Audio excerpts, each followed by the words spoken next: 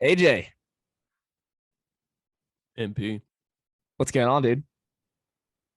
just woke up. Love it, dude. Love it. Well, guys, if you can't tell, AJ's back on the show. He's here. He's ready to rock and roll. He has a mustache. He looks fuego. Let's do this thing.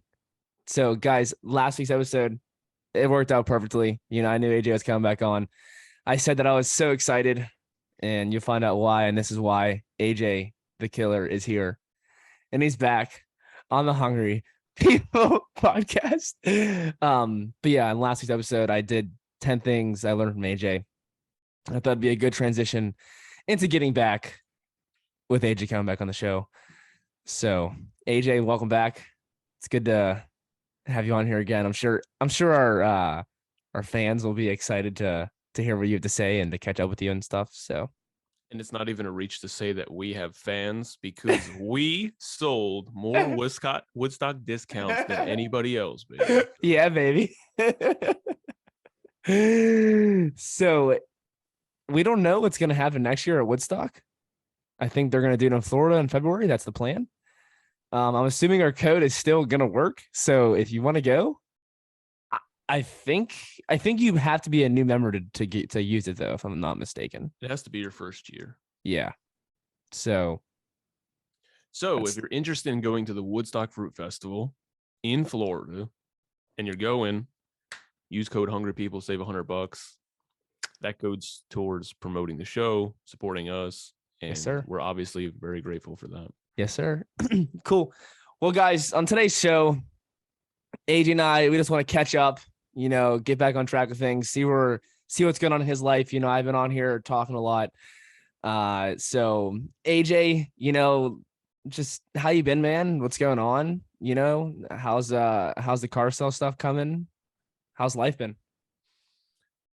Life has been moving very, very fast. I've been in Tennessee for about 4 or 5 months now. It feels like I've been here for a long time. Yeah. Been working a lot. Obviously, people knew what I was up to, maybe a month or two ago. So I'm not going to do like the whole spiel, but car sales is going really well. I'm working 50, 60 hours, placing fairly well. I sold 11 cars last month, which is definitely up there. The first few months, it was like 6. So did really well last month, learning a lot, meeting a lot of interesting people, making more money than I've ever made before. And I feel as though there's certain aspects of the job where I'm weak. I'm definitely more an agreeable person, and I'm more, a little bit more, I would say, neurotic. So those kind of work against me, but where it comes in, my strengths is the conscientiousness, the attention to detail, the intelligence, those things that I can kind of use, plus the podcast skills for when I do certain things, such as interacting with customers, doing videos of car walkarounds, and I'm kind of excelling at a rate that I'm very happy with. So as far as the job goes, that's kind of where I'm at. We're filming early and we're up early because I have to be in work soon. But it's been pretty good. That's awesome, dude. That's really nice to hear. It's good to see you grow, not only as a person but as a business professional. And along with the business professional side of it, you do have your own another podcast too, right? If I'm not mistaken. Yeah. So so you can listen to AJ twice if you so choose to do that. Yeah. So I started a podcast called Talking Chat because I learned from Hungry People in Woodstock that having a kind of a home base for your listeners is really powerful. I.e., we don't have the most subscribers here, the most viewers, anything like that, but we had the most people sign up to Woodstock and use our code, and we're just in our first year, right? I had people messaging me that I'd never met before. Hey, I hope you're there. I want to meet up. Just a lot of like interesting conversations and dynamics. So I'm like, what if I run some other podcast in Chattanooga where now the entire city is my grounds to meet new people? And, being in sales and, and networking sounds really like douchey. I don't mean to use that word, but I'm just trying to paint a picture here.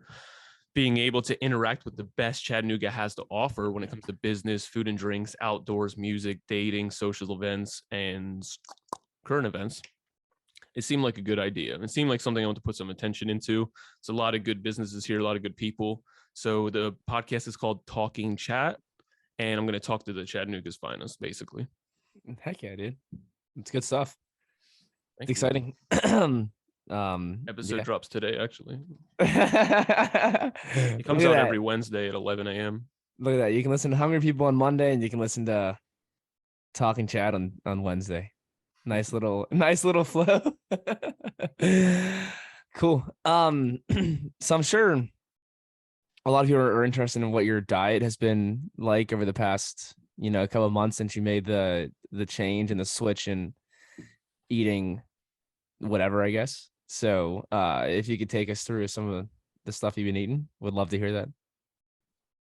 Okay, to paint a picture, I don't have my own place right now. I rent out a room. So the kitchen space, a lot going on. It's not as easy for me to make my own stuff.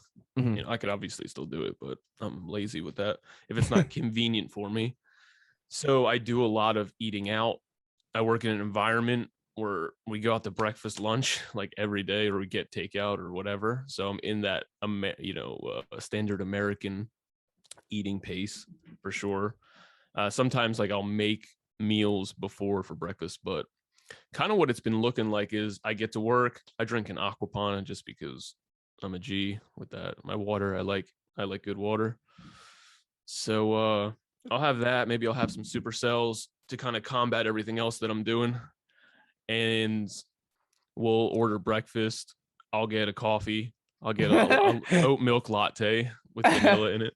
Okay, AJ. And the thing is, I don't even enjoy, like, I don't get energy. People act like caffeine gives them energy. I get more tired. Excuse me. I get more tired. I just like the taste, and my boss buys it for me. It's like fucking $7. So I'll drink that, not every day, but a couple of days a week. And dude, I'll eat breakfast sandwiches. I'll eat pancakes. I'll eat eggs, bacon. I'll just eat whatever, man. You're just letting go. I've completely let go, like Leo style. Well, not Leo style. No, I just meant like Leo's not there at all. Like not that right. far. But I mean, like when we're at Thanksgiving, Leo's just eating like cereal after he had his 4-course meal, just getting calories, I guess. Yeah, I actually, yeah. So what do you like? How do you feel about that? How do I feel about? We're just kind of like, I mean, I'm sure it probably feels good just like let go and not worry about, what you're like every said little. I don't worry. Yeah, right. That's what I'm saying. But like, how do you feel about that? Like how we're in the beginning of within your 8 years of veganism, you got to be conscientious and disciplined with pretty much every decision that you make around your food. And then you go into not worrying and letting go. So like, how do you feel about that? Like, do you think the convenience of it is very, very nice? Just being like, everyone's like, hey, what do you want? I'm like, I'll take this because they're getting it. Like, for example, yesterday, we went to a place called Nick and Norman's. And if you're in Chattanooga, you probably know what it is. It was the owner is the guy who was in The Walking Dead. And he opened up a restaurant. And I got a bison burger with sweet potato fries.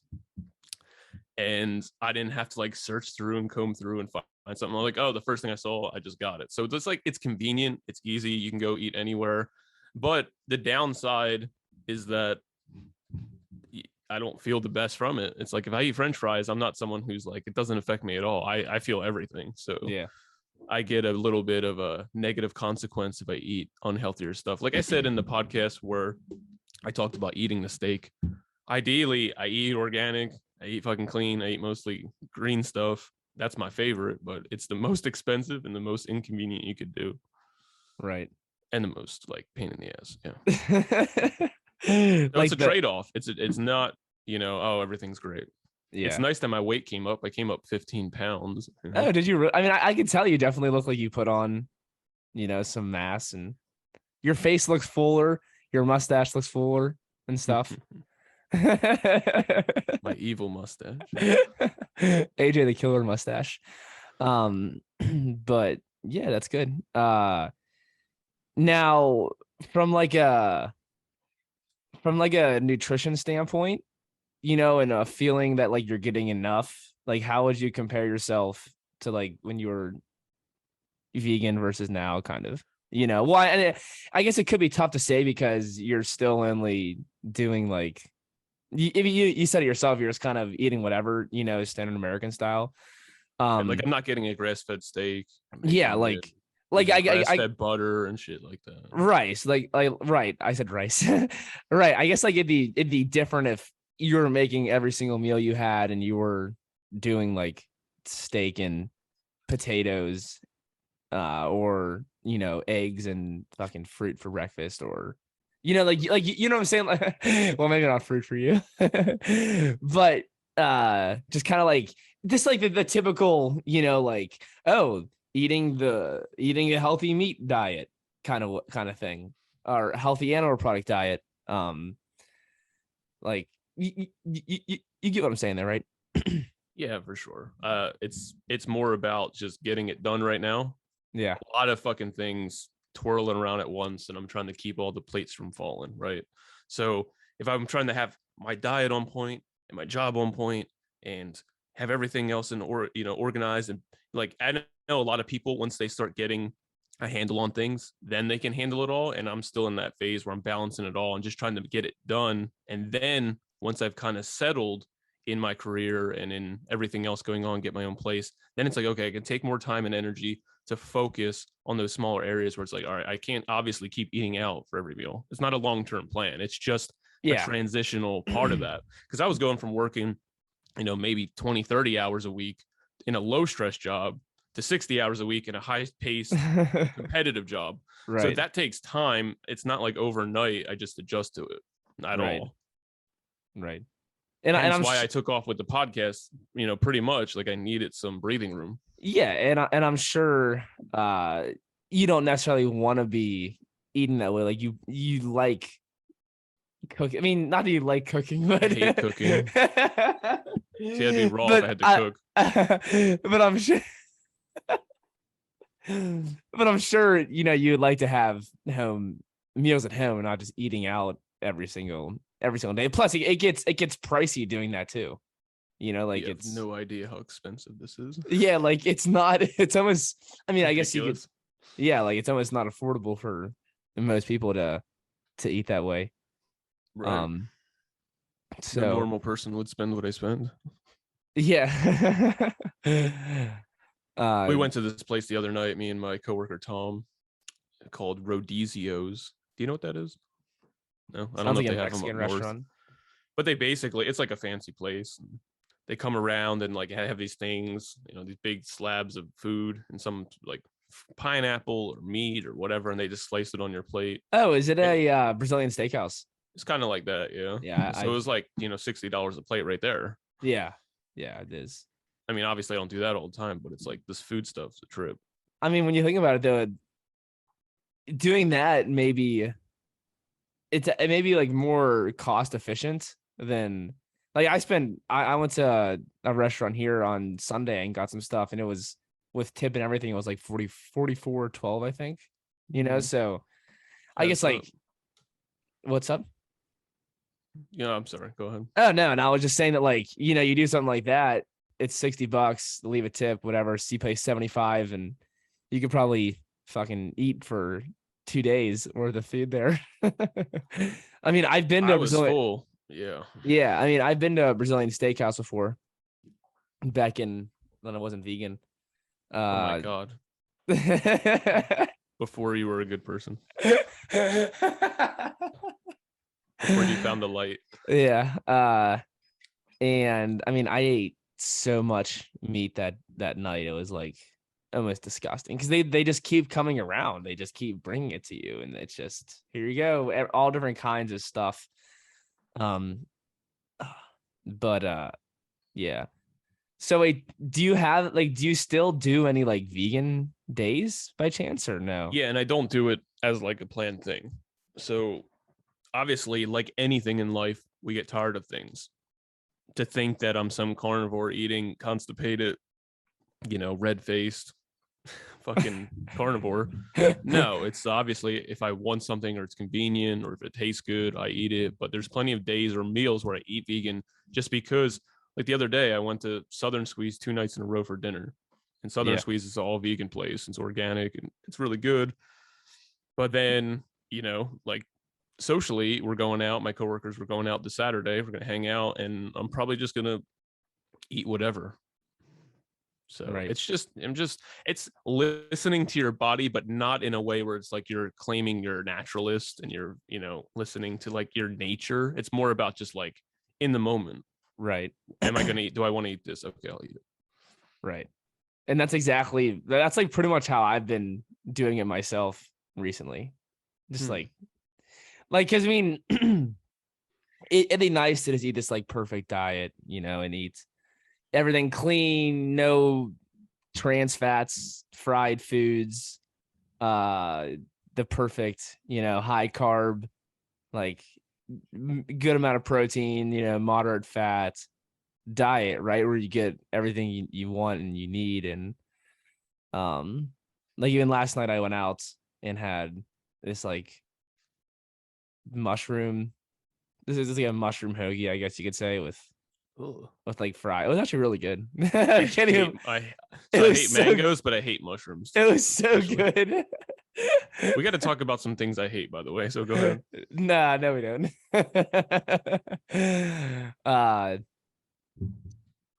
And then I had fries too. I got a side of steamed broccoli, which is like ridiculous. It's like $4 for the littlest thing of broccoli. Like it's not enough for a baby to eat, and it costs $4. And you can get a Costco and get 25 times that. I guess that's just the downfalls of getting out to eat, but I mean we all know that. And then I got ice cream after, some mint chocolate chip vegan ice cream, which is, I mean, it's unbelievable. But I mean, like it's fun eating that way, but at the same time, I would rather just eat like potatoes and greens and vegetables and beans and rice. So like, and what I'm saying? When I first got into veganism, it wasn't a challenge at all to be clean. So I would eat, 2 banana smoothies and rice every day for dinner for 9 months, pretty much. I mean, there was a few, probably like a handful of meals here and there that weren't, and it'd be like, that's not worth it. I'm not going to do that. It wasn't this thing where it's like, I have to eat clean after 45 days, colon will be clean and I'll start to see, all this bullshit. It's like you're supposed to see results. So for me, it'd be so fucking easy to eat vegan and be vegan, but it's like, and I can be disciplined and eat clean and whatever. I just wasn't feeling the results that I feel as though the amount of energy and output deserves. Right.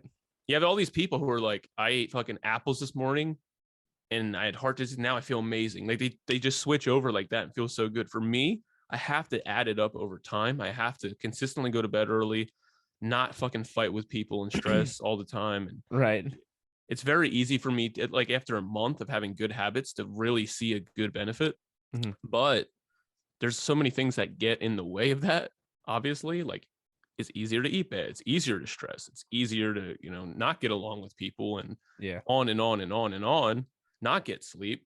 That it's the opposite. It kind of, you can crumble, your results can crumble pretty quickly unless you have an unbelievable foundation such as yourself, where you can kind of do whatever and still feel good. Mm-hmm. Right.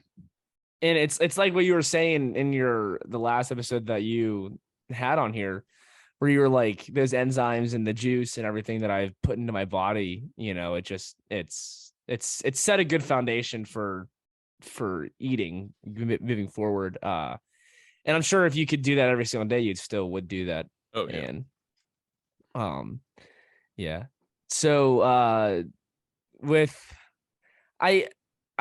wanted to ask like what you've learned, over the past couple of months with everything. But I feel like that can be such a broad topic. I'm sure you've learned, or a broad question. I'm sure you've learned so much over the past couple of months, not even just with your diet and your lifestyle, but with your job. Mm-hmm. But if there's anything specific, that really stands out to you about what you can take away from this experience over the past couple months, what would that be? Probably, we're small time, right? We got like almost 500 subs on YouTube and I don't know, 3,000 or 4,000 downloads or something like that on the apps or the podcasting apps. But for me to say that I ate meat and kind of get a taste of what could happen online when things come out or drama happens or whatever was really eye-opening. And it's like, you have to really think about the message that you want to put out. You really have to think about the overarching theme that's going to be happening, because things are going to change and people aren't going to like things. And for me, it's like, okay, how much of my personal life do I want to have online? How much criticism do I want to have? Imagine that we were as big as, let's say, fucking like our friend Jill. She's got like 20,000 subs, or someone. Like, imagine we had that kind of interaction and they did that. It'd be insane. It'd be insane, the blowback. It'd be not. So now that I'm running another podcast that's based in Chattanooga, where coworkers are involved or watch it, my like family, obviously that's not a big deal, but like people locally, I get involved locally. Then all of a sudden something happens, and there's a blowback, and now it's like everywhere I go, everyone I see, it's not going to be that fun. So I have to really be aware and conscientious of that. That's kind of like the big takeaway. Like, promote a message that's obviously, healthy and what am I looking for? Like, it's for everybody. It's not like, but at the same time, not go too into the weeds on specific things that people seem to care about. Like, I'm never going to fucking talk about politics on my show. Yeah. Ever. I could care less about talking about COVID. Yeah. Like these stupid little things that people take and run with. And I hate it. Yeah. Well, it's funny because I wanted to have someone on to like talk politics, and he's like, dude, we're not talking politics. That's just not a good way to go. And with me, I know nothing about, I mean, I know like a little bit, I guess, but I don't follow it at all. Who's the president again? I forget. I don't know. Like I said, I don't follow it that much. But some people are just so into it and they love it. It's like it's their lives, they just sit there, they watch the news, they watch, I can't think of like a worse life. Yeah, right.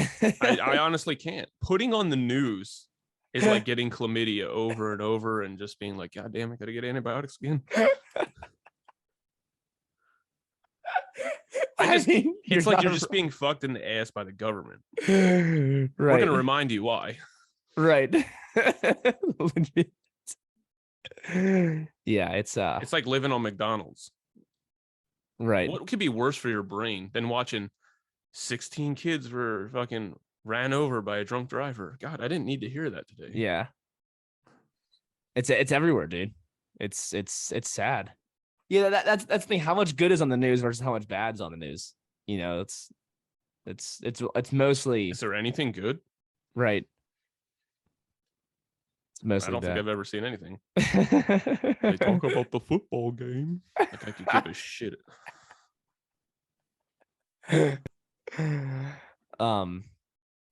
Cool. What's your so now that you eat whatever you want, what's your new favorite restaurant down there in Chattanooga? My favorite restaurant, I don't know, man. There's a lot of good restaurants. Some of the ones I've been eating: Nick and Norman's, Stir, Tremont Tavern, like I said, Rodizio's. I still go to Cashew and Southern Squeeze, which is vegan. Cashew, yeah, it's a vegan place. It's really good. You'll love it. They got like vegan cheesesteaks and meatball subs and stuff like that. That's what it's mac and cheese, really good.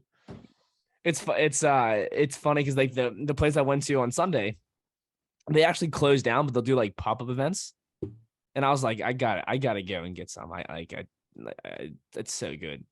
And I brought it over to my buddy's house. We actually were. I actually like watching football. I'm like, AJ, I like watching football. I mean, everyone here does. Right. You're like the only one, maybe. But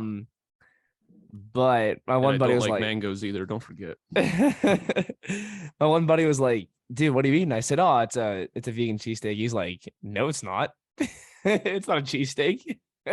And I was just kind of like, you're right. And I'm one to say, like, oh, well, we want to say these foods when they're really not. Like, even I was gonna say, oh, I had for dinner last night, I was gonna say, oh, I had a vegan cheesesteak, but I said no, I had a mushroom hoagie, because like that's what it was. right? It was like, yeah, it was kind of it was wasn't like seitan or something. no, it was mushroom. That was like the base of it.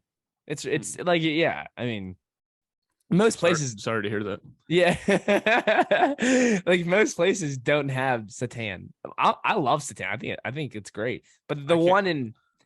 Go ahead. the one that I just went to was seitan. So so what I said to him, oh, so then what I then said to him was like, oh, it's actually a cheese seitan. But it wasn't cheese. What? But it wasn't cheese. Well, I think there's a different like you can pretty much call cheese anything Okay. cheese. That's cheese, Okay. right? I don't know. Like I You look up mean, the definition. Does it say like fucking dairy? yeah, I mean, yeah, right. Does it? I mean, I I can don't probably know. look. It sounds like we're splitting hairs. But I was reminded of something that I didn't bring up when you said, what's something like you really learned or whatever. Yeah.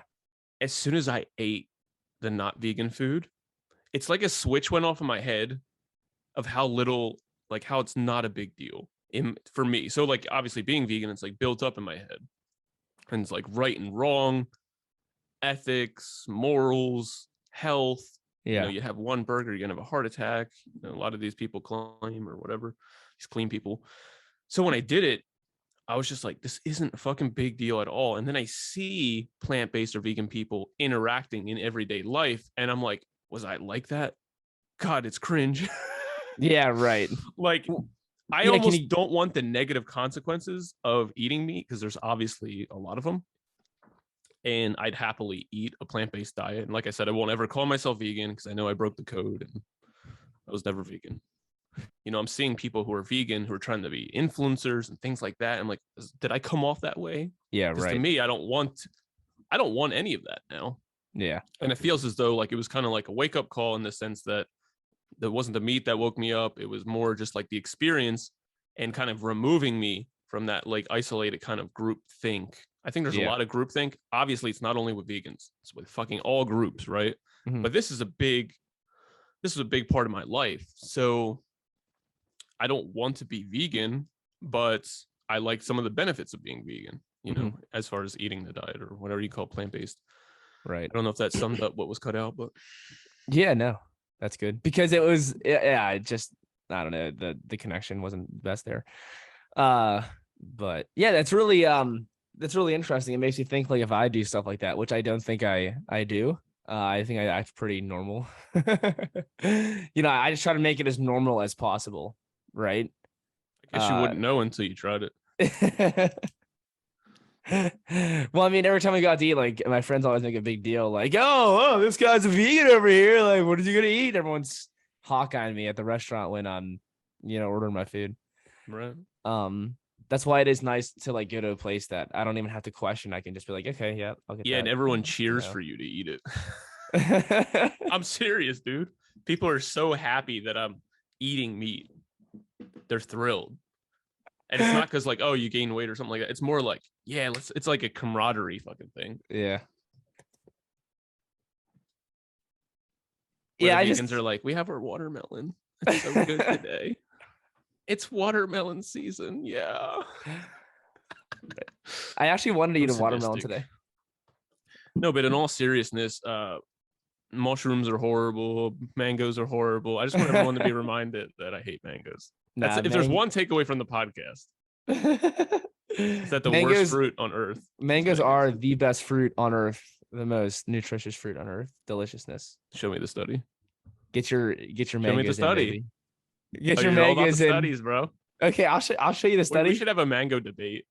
Okay. We'll put someone on mangoes for 60 days. I We'll think put Ronnie someone didn't else. Ronnie do that? No comment. We'll Okay. We put should someone wrap else it on up. what? Put someone else on what? Real quick. Chicken fingers and French fries, And or just see something that. horrible. And here's the thing. There's this YouTube video. I don't know if you saw it. A guy ate just broccoli for a week. Now you could argue, oh, it's because of the calories. This guy was fucking dying from just eating broccoli. Is Yeah. fucking his whole shit up. Yeah, right. So it's like, oh, man. People get isolated though and think, oh, it's because he's not getting enough calories. Why can't something just be negative in too much of a quantity? Right. It can be. cruciferous vegetables. It's kind of hard on. I'll eat them. I think they're healthy, but I'm not. What I'm saying is, Like, you're not trying to we should have shove it down your mono throat. fucking mango meals is ridiculous to me. Yeah. Like, how many mangoes? More than one. I think it's an eating disorder. So you think one is fine? You think one's good and that's it? One apple, one mango. Lou Corona is the one that told me this. It's not even like it's coming from a meat-based mindset. So you don't think that mono meals are good anymore? I do. I just don't think that mono fruit meals. I mean, they can be like once in a while, but I'm saying like if you eat 6 mangoes, I don't think it's in the name of health. Yeah. I think it's because it can be, obviously. There's healthy fruitarians, whatever. Right. You know, overall, I'm saying it's a negative mindset to have. Yeah. You know what? Let's hold this off. People are gonna hate me coming back. No, this is perfect. This is great. We need this. Finally, you and I can debate a little bit on here. Give the people what they want. So we'll have to pick this up next time. Maybe we won't specifically talk about that on the next episode, but we'll definitely pick up this topic at some other point over the next couple of weeks here. But yeah, AJ, good to have you back on, dude. Good talk today. Any final thoughts, statements? I used to do this a lot. I mean, you still can. But now I'm evil, AJ. That's why I grew a mustache and ate meat. AJ the Killer is no longer a nickname. Because it's actually true. Yeah, it's real life. I would say that be your own judge. If you know that the way that you're eating is very flip-floppy, if it's very flimsy, if you are starving, look at that. In an ideal world, ideal results can happen, but we don't live in an ideal world. And I don't want you to throw out the baby with the bathwater either and just fucking go off the walls and have all the bad habits in the world. Look at your life, look what you're trying to accomplish, put the pieces in place so that you can get to where you're going and always improve over time, right? So if you're out and you're working really, really hard and you're just having mangoes and you're cold and you're shy, can't talk to people, and then you eat a piece of bread and you're like, hey, what's up? How you doing today? My name's AJ. How can I help you? And it just flips like the switch in your head. And now you can operate at a normal level or at a superior level. Do that. Doesn't mean that the bread was healthier than the mango. It just means that you did what you needed to do in order to get the result that you needed. And that can always change over time. You'll have more time, you'll have more money, you'll have more options, you'll have some more support, more friends, more partners, all these things. And now you have that support and you can kind of go in a direction you want to go. No one hits the gym 200 pounds overweight and it's like, I'm going to do the perfect curl every time with the perfect isolation in my bicep. It's like, they just got to get started. Just got to get some blood flow going, eat at least something healthy, like one apple compared to just bullshit all day. So these small changes kind of get you ready for when you're going to do more of that perfection, isolated, focused habits. An Olympic athlete knows what he needs to do. He's specific, he trains specific, etc. He didn't start off that way. You have to build towards it. And if you expect to train like an Olympic athlete or take your diet and make it so specific right off the bat when you have no experience and you're failing at it and you whatever, it's never going to work. So start to build some good habits, but move in a direction where your life is actually going up. And instead of just trying to have less all the time, I don't have a job because, I want to be a part of society. Earning money is evil, all this bullshit.